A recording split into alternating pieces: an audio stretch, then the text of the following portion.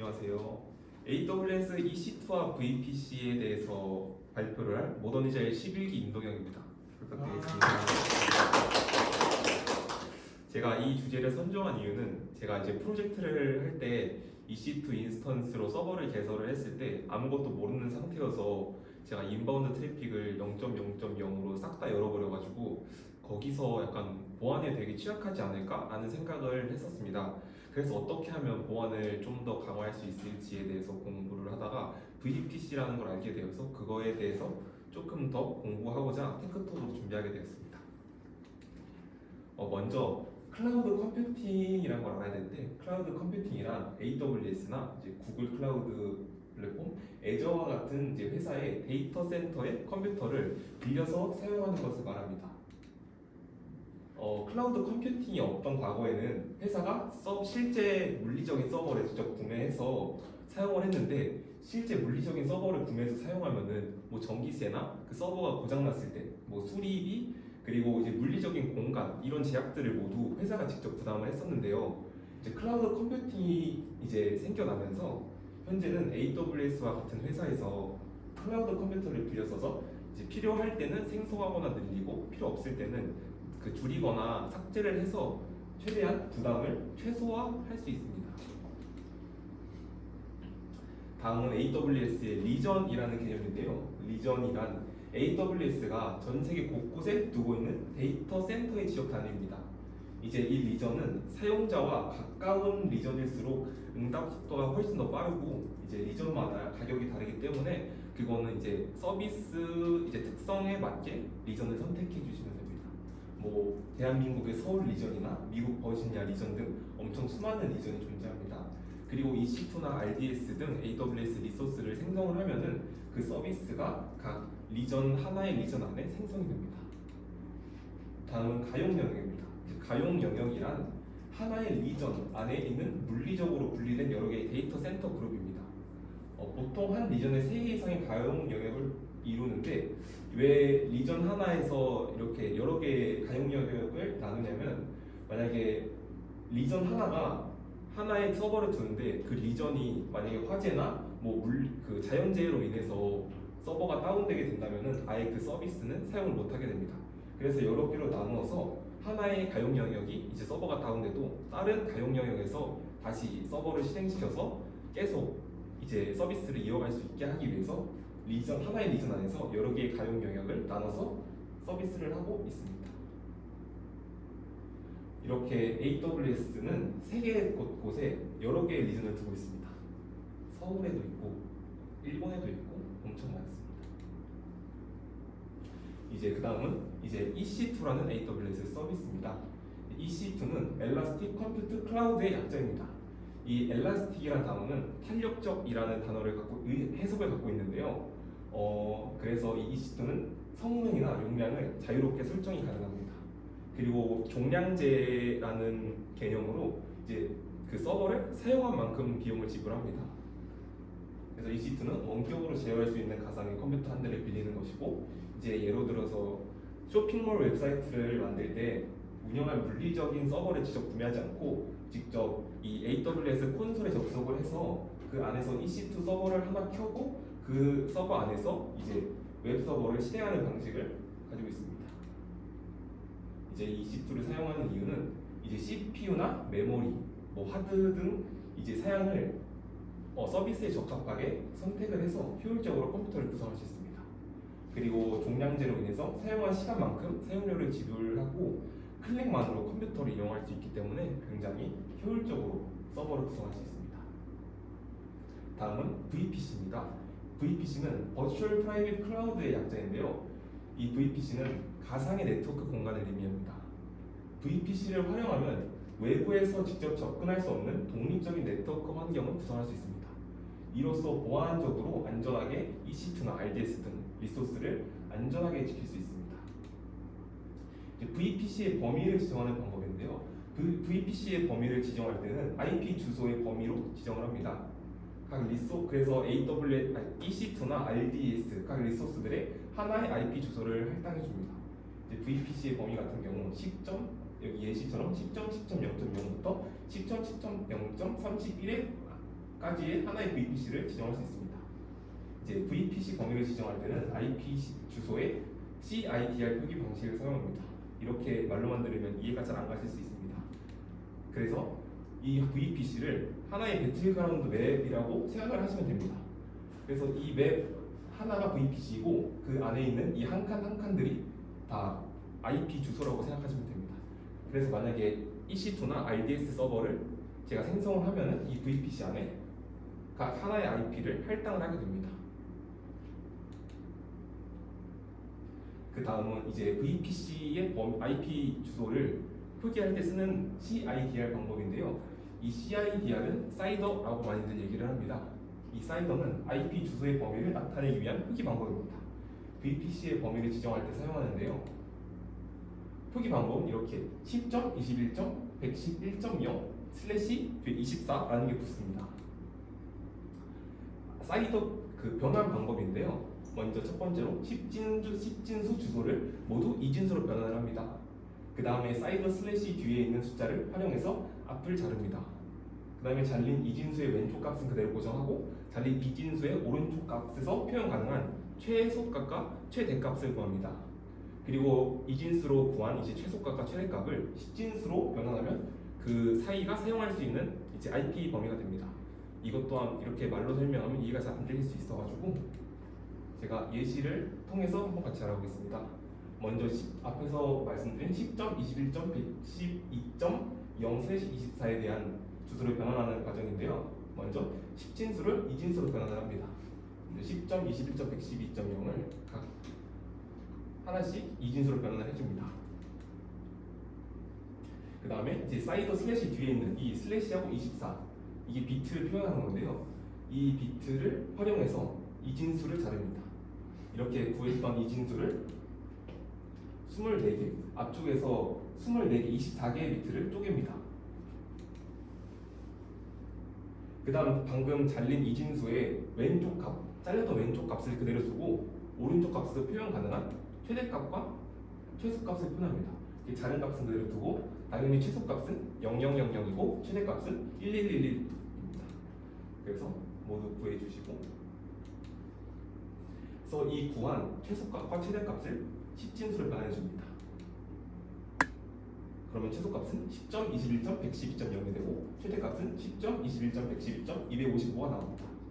그러면 이 사이더의 범위는 10.21.112.0부터 10.21.112.255로 총 256개의 IP 주소 할당이 가능합니다. 근데 이 256개의 IP를 전부 사용할 수 있는 것은 아닙니다. 사용할 수 없는 IP 주소 두 개가 있는데요. 먼저 사이더 베이스 IP입니다.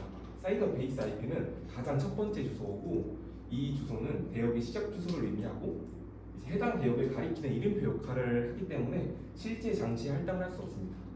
그리고 다음 브로드캐스트 IP인데요. 이 브로드캐스트 IP는 이 범위에서 가장 마지막 주소를 의미하고 이 주소는 대역 안에서 모든 장치에게 동시에 신호를 보낼 때 사용하는 주소이기 때문에 이 또한 장치에 실제로 할당을 할 수 없습니다. 다음은 사이더 비트별 범위인데요. 방금 예시는 비트가 24개였기 때문에 256개의 IP가 사용이 가능합니다. 근데 이 비트를 16으로 지정했으면 총 65,536개의 IP가 사용이 가능하고 28비트를 했으면 16개의 IP가 사용이 가능하기 때문에 실제 운영할 서비스에 맞게 이 사이더 범위를 지정해 주시면 됩니다. 공부하다가 알게 된 건데 이 사이더를 이 보기 좋게 가독성 좋게 변환해 주는 사이트가 있더라고요. 넷마스크나 뭐 사이더 베이스 IP, 브로드캐스트 IP 몇 개가 사용할 수 있고 이제 사용할 수 있는 첫 번째 IP와 사용할 수 있는 마지막 IP를 알려주기 때문에 나중에 사용하실 일 있으면은 사용하시는 걸 추천드립니다. 이제 다음은 공인 IP와 사설 IP인데요. 공인 IP는 이제 퍼블릭 IP라고도 많이 합니다. 이제 공인 IP란 외부에서 인터넷을 통해 직접 접근할 수 있는 고유한 IP 주소를 의미합니다. ISP라고 이제 대한민국에는 KT, SK, LG 등 업체가 있는데요. 이 ISP 기업들이 할당을 해줍니다. 그리고 사설 IP는 프라이빗 IP라고 얘기를 합니다. 이 사설 IP는 외부 인터넷과 직접 연결되지 않고 내부 네트워크에서만 사용할 수 있는 주소입니다. 이제 VPC 안의 서비스들은 기본적으로 사설 IP를 가집니다. 그래서 인터넷과 통신하려면 공인 IP가 필요합니다. 동일한 네트워크 환경에서만 서로 통신할 수가 있고 사설 IP는 네트워크 환경마다 중복해서 가질 수 있습니다. 이제 이 공인 IP와 사설 IP가 나눠진 이유인데요. 그냥 공인 IP만 쓰면 되는데 왜 굳이 사설 IP를 쓸까? 이렇게 생각하실 수도 있습니다. 근데 이제 공인 IP는 IPv4 주소의 한계 때문에 이렇게 만들어졌습니다. IPv4는 32비트이기 때문에 총 이제 43억 개뿐입니다. 근데 전 세계 모든 기기에 이 공인 IP를 하나씩 할당하려면 정말 턱없이 부족합니다. 그래서 나온 해결책이 집, 학교, 회사 내부에서는 이제 외부 내부에서 정해진 범위를 사설 IP로 사용하고 그 다음에 인터넷과 통신할 때만 공인 IP를 사용합니다. 이게 지금 학교에서도 마찬가지로 학교 안에는 여러 대의 컴퓨터가 있잖아요. 강의실 안에. 그 안에서는 이제 사설 IP를 사용합니다. 각각 컴퓨터가. 그래서 그 안에서 사설 IP를 사용하고 실제 그 각각의 학교에 있는 컴퓨터들이 외부 유튜브나 뭐 인스타그램과 통신할 때는 공인 IP 하나로 통신을 하게 됩니다. 이렇게 해서 공인 IP와 사설 IP가 나눠서 사용을 하고 있습니다.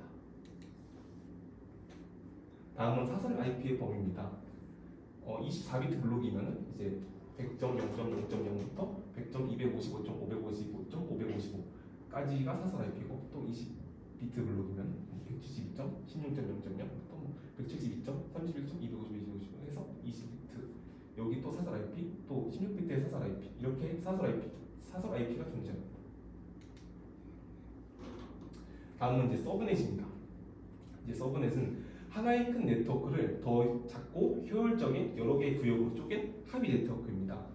이제 VPC라는 큰 네트워크, 아까 배틀그라운드 맵의 예시를 들었는데 그 큰 네트워크를 사이더 단위로 나눈 작은 구역입니다. 대부분 이제 외부로 접근 가능한 서브넷과 이제 외부에서 접근 불가능하고 내부에서만 사용할 수 있는 서브넷으로 분리를 합니다. 이제 외부에서 접근 가능한 서브넷을 퍼블릭 서브넷이라고 외부에서 통신이 불가능한 서브넷을 프라이빗 서브넷이라고 합니다. 만약에 VPC가 10.0.0.0 이제 하고 16비트라는 사이더 범위가 있다면 그 안에서 10.0.1.0/24비트는 퍼블릭 서브넷, 10.0.2.2.0 하고 24비트는 또 프라이빗 서브넷 이렇게 나눌 수 있습니다. 그 다음에 인터넷 게이트웨이입니다. VPC 인터넷 게이트웨이는 이제 VPC의 퍼블릭 서브넷과 프라이빗 서브넷을 이제 배치를 했지만 이제 VPC는 외부 인터넷과 통신을 아예 못하기 때문에 그 퍼블릭 서브넷을 외부와 통신을 시켜주게 하기 위해서 이 인터넷 게이트웨이를 설정해야 합니다. 인터넷 게이트웨이는 이제 사설 IP와 공인 IP 간의 1:1 주소 매칭을 해줍니다. 왜냐하면 이제 VPC 안에서는 공인 IP가 존재하지 않습니다. 그래서 VPC 안에서는 무조건 각 서비스들이 사설 IP로 통신을 하기 때문에 이 인터넷 게이트웨이가 사설 IP와 공인 IP 매칭을 통해서 변환을 해줌으로써 이제 VPC 내에 있는 사설 IP들과 통신을 할 수 있게 해줍니다. 다음은 라우팅 테이블입니다. 라우팅 테이블이란 트래픽이 어디로 전송해야 되는지 규칙을 정해놓은 테이블입니다. VPC는 인터넷 게이트웨이뿐만 아니라 라우팅 테이블도 있어야만 외부 인터넷과 통신할 수 있습니다. 이게 라우팅 테이블을 이제 시각화한 건데요. 먼저 이제 이 로컬이란 거는 VPC 내부를 의미합니다. 만약에 10.21.112.0의 24비트에 해당하는 IP 트래픽이 오면은 로컬 VPC 내부로 통신을 하게 됩니다. 근데 0.0.0/0 이거는 모든 전체적인 IP 주소를 의미합니다. 그래서 여기로 오면은 인터넷 게이트웨이로 통신을 하게 됩니다. 근데 여기 위에 있는 이 주소로 오면은 위에 것도 그렇고 아래 것도 그렇고 둘 다 만족을 하게 됩니다. 조건이. 이럴 때 AWS는 더 구체적인 조건을 가진 규칙으로 우선사항을 둡니다. 그래서 이 범위 안에 오는 트래픽은 로컬로 보내주게 됩니다. 그래서 이 범위 제외한 IP 트래픽을 인터넷 게이트웨이로 보내주게 됩니다. 그래서 이제 아까 말씀드렸다시피 이제 외부에서 접근할 수 있는 서브넷을 퍼블릭 서브넷이라고 했는데 이렇게 이름만 퍼블릭 서브넷이라고 붙여졌다고 자동으로 인터넷과 통신이 되는 게 아니라 실제로 라우팅 테이블과 인터넷 게이트웨이를 통해 외부로 나가는 규칙이 있어야지 이제 실제 인터넷과 통신할 수 있습니다.